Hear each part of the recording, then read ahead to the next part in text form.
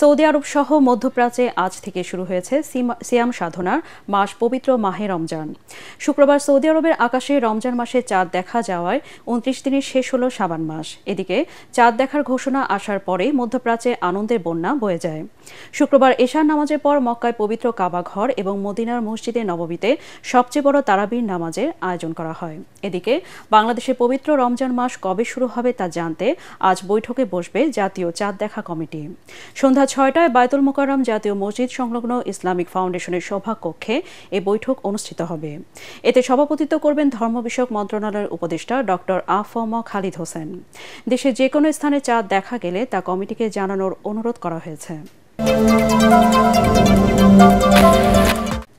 শুল্ক ছাড় সুবিধা নিয়ে পর্যাপ্ত পণ্য আমদানি করার পরেও রমজান এলেই বাড়ে ইফতারি উপকরণের দাম। বাজারে সরবরাহ থাকলেও গত বছরের তুলনায় দাম বাড়তি ছোলা, চিনি ও সব ধরনের ডাল ও খেজুরের।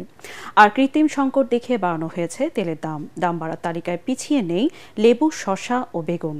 আর বাজার নিয়ন্ত্রণে অভিযান পরিচালনা ঘোষণা জাতীয় ভোক্তা অধিকার সংরক্ষণ অধিদপ্তরের মহাপরিচালকের। দ্বার প্রান্তে পবিত্র মাহে রমজান। রোজায় ক্রেতার চাহিদা বিবেচনায় সব ধরনের পণ্যের আমদানিও এবার অনেক বেশি। গত বছরের তুলনায় এবার ছোলা ও ডাল জাতীয় পণ্যের আমদানি বেশি হলেও খুচরা পর্যায়ে কেজি প্রতি দাম বেশি ৫ থেকে ২০ টাকা পর্যন্ত।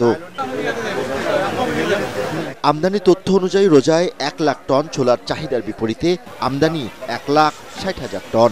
৩ লাখ টনের ভোজ্য তেলের চাহিদার বিপরীতে আমদানি ৩,৭৯,০০০ টন।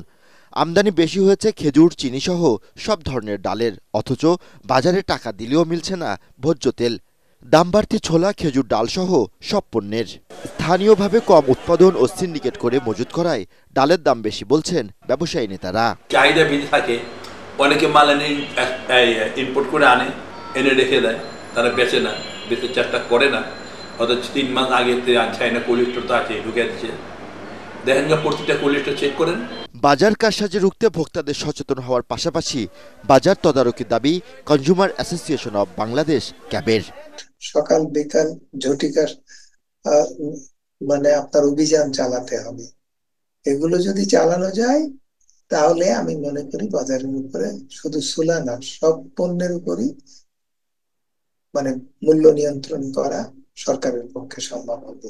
রোজায় সরবরাহ ও দাম তদারকিতে বিশেষ অভিযানের কথা জানান ভোক্তা অধিকারের মহাপরিচালক। যদি কোথাও কোনো ধরনের ব্যত্যয় দেখা যায় আমরা সেখানে হস্তক্ষেপ করব এবং ভোক্তাদেরকে স্বস্তিতে এবং শান্তিতে রাখার জন্য আমরা সবসময় নিয়োজিত রাখব। দাম বাড়ার তালিকায় পিছিয়ে নেই ইফতারের অন্যতম উপকরণ লেবু ও শসার। ৫০ থেকে ৬০ টাকা কেজিতে বিক্রি হচ্ছে তরমুজ, আর প্রতি পিস ১৫ থেকে ২০ টাকা দরে বিক্রি হচ্ছে লেবু। রোজা এলেই দাম বাড়ে ইফতার উপকরণের। রোজাদারদের সুবিধার্থে মধ্যপ্রাচ্য সহ বিশ্বের উন্নত দেশগুলো যখন প্রতিযোগিতায় নামে পণ্যের দাম কমাতে, সেখানে বাংলাদেশের অবস্থান সম্পূর্ণ উল্টো। সাধারণ মানুষ বলছে ব্যবসায়ীদের অতি মুনাফার কারণেই বাড়ছে ইফতারের উপকরণ সহ নিত্য পণ্যের দাম, যেখানে বাজার মনিটরিং ব্যবস্থার কোনো বিকল্প নেই বলে দাবি সাধারণ ক্রেতাদের। ভিশনের ফুলঝুরি মেগা অফারে ফ্রিজ কিনলেই পাচ্ছেন ১৬ পিসের আকর্ষণীয় গিফট বক্স একদম ফ্রি। আন্তর্জাতিক। মার্কিন যুক্তরাষ্ট্রের প্রেসিডেন্ট ডোনাল্ড ট্রাম্পের সঙ্গে কোনোভাবেই বনছে না ইউক্রেনের প্রেসিডেন্ট ভলোদিমির জেলেনস্কির। যুদ্ধ বন্ধ ও খনিজ সম্পর্কিত চুক্তি করতে হোয়াইট হাউসে গিয়ে দুজনে প্রকাশ্যে বাক বিতণ্ডায় জড়িয়ে পড়েন, এমনকি চিৎকার চেঁচামেচিও করেন দুই দেশের প্রেসিডেন্ট। ঘটনা এখানেই থেমে থাকেনি। মার্কিন ভাইস প্রেসিডেন্ট জেডি ভ্যান্স জেলেনস্কিকে অভদ্র বলে সম্বোধন করেন।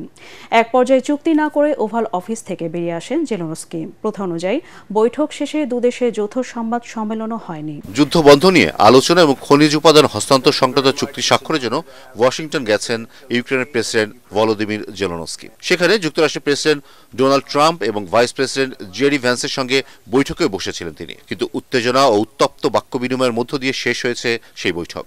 ওয়াশিংটন থেকে জেলেনস্কি ফিরে গেছেন কোনো চুক্তি স্বাক্ষর না করেই।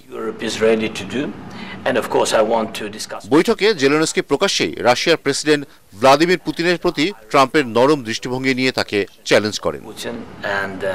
পুতিনের সঙ্গে কোনোভাবেই আপোষ হওয়া উচিত নয়। আমরা একজন খুনির সাথে কখনোই সমঝোতায় যাব না।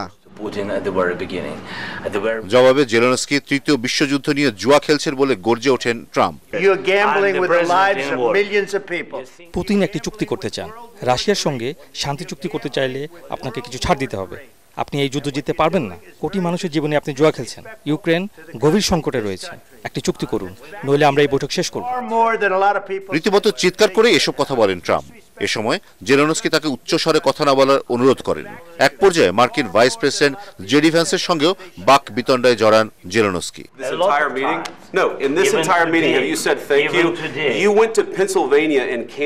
জেডি ভ্যান্স প্রেসিডেন্ট জেলেনস্কিকে অভদ্র বলে সম্বোধন করেন। আলোচনায় রাশিয়া ইউক্রেন যুদ্ধে মার্কিন সহায়তার প্রসঙ্গ তোলেন ট্রাম্প।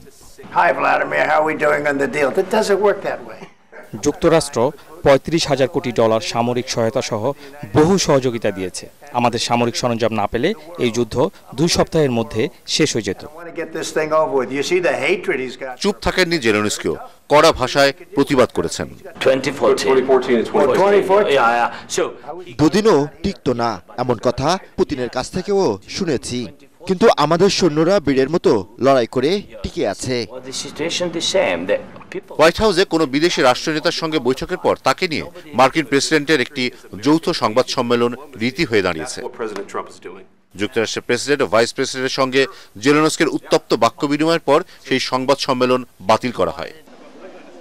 এরপর জেলেনস্কি ও তার সঙ্গে থাকা ইউক্রেনের অন্য কর্মকর্তারা হোয়াইট হাউস থেকে বেরিয়ে আসেন।